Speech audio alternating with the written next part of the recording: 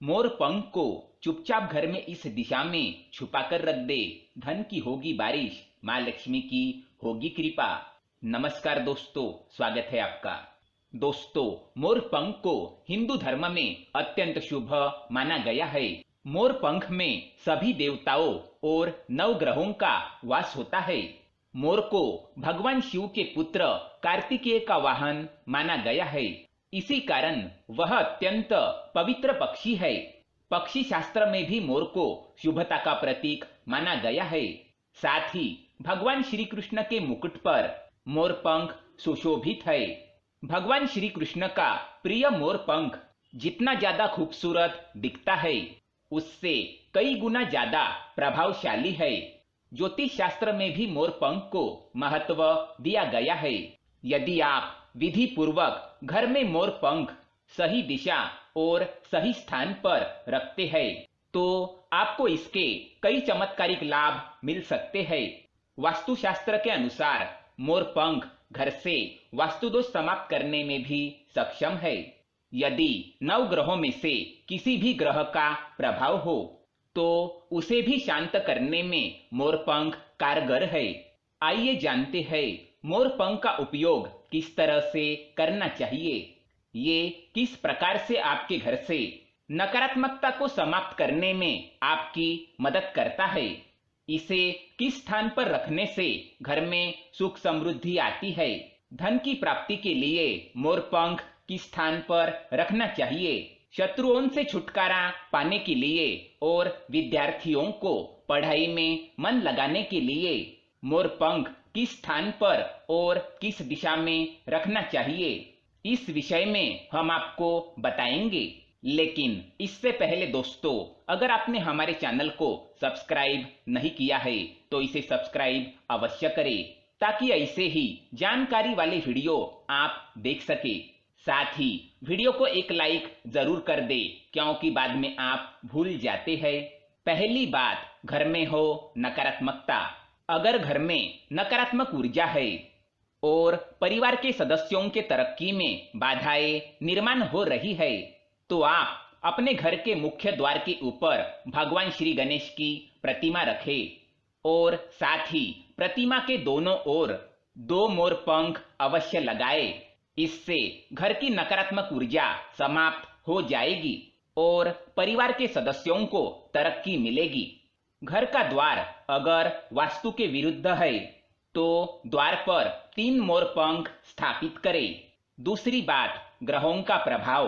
अगर घर में किसी ग्रह का प्रभाव है, तो मोर पंख ले और उस पर गंगा जल या शुद्ध जल छिड़काए और इसे घर के ऐसे स्थान पर रखे जहां पर यह किसी को दिखाई नहीं दे। इससे ग्रहों के प्रभाव शांत होने में मदद मिलती है। नंबर 3, बुरी नजर का लगना। अगर घर के किसी सदस्य अथवा बालक को बुरी नजर लगी हो या उस पर किसी की बुरी नजर का प्रभाव है, तो सोते समय उस व्यक्ति के तकिए के नीचे मोर पंख अवश्य रखें और दूसरे दिन इसे किसी बहते हुए जल में प्रवाहित कर दे।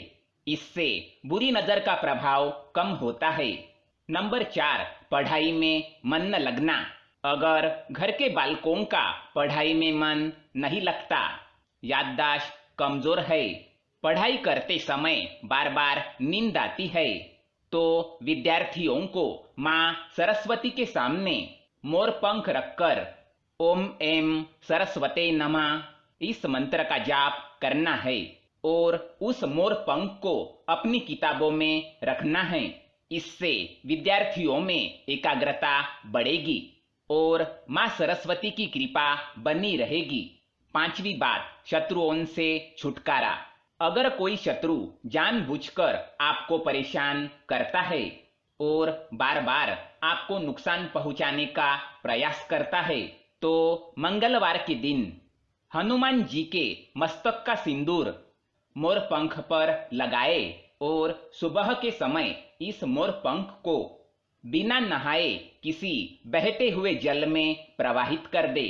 6ठी बात, मनोवांछित फल प्राप्ति के लिए अगर मन की कोई इच्छा अधूरी है, कई दिनों तक कोशिश करने के पश्चात भी मनोवांछित फल प्राप्त नहीं होता, कार्यों में बार बार बाधाएं उत्पन्न होती है, तो आप राधा कृष्ण के मंदिर में जाकर भगवान श्री कृष्ण को मोरपंख चढ़ाए अथवा घर में ही भगवान श्री कृष्ण के मूर्ति पर मोरपंख लगाए और अपनी इच्छाओं के लिए प्रार्थना करें। सातवीं बात, घर में क्लेश। अगर घर के अंदर क्लेश है, पति पत्नी के बीच बार बार झगड़े होते हैं, आपसी प्रेम कम होने लगा है, तो उनके बेडरूम में दक्षिण पूर्व की दिशा में मोरपंख रख देना चाहिए। इससे दोनों के बीच में प्रेम बढ़ेगा और आपसी मनमुटाव कम हो जाएगा। आठवीं बात, धन में वृद्धि के लिए।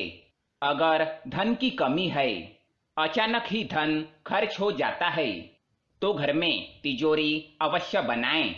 तिजोरी रखते समय ध्यान रहे तिजोरी को पश्चिम की दिशा में छटाकर रखें और इसका मुख पूर्व की दिशा की ओर खुले। इससे देवराज की कृपा दृष्टि बनी रहेगी। साथ ही माँ लक्ष्मी की पूजा में मोरपंख रखकर उसे बाद में तिजोरी में रखें। इससे घर में सुख समृद्धि आती है और धन की कमी महसूस नहीं होती। यदि धन की समस्या आ रही है, तो घर के आग्नेय कोण में अर्थात दक्षिण पूर्व दिशा में अपनी कमर से ऊपर कंधे की ऊंचाई पर 2 मोरपंख शुक्ल पक्ष में लगाए। जल्द ही धन प्राप्ति के नए अवसर प्राप्त होने लगेंगे। ध्यान रहे कि टूटा हुआ या खंडित मोरपंख कभी इस्तेमाल ना करें। तो दोस्तों, ये थे मोरपंख से जुड़े कुछ महत्वपूर्ण उपाय। माँ लक्ष्मी की कृपा आप पर सदैव बनी रहे और आपका घर सुख समृद्धि से भर जाए।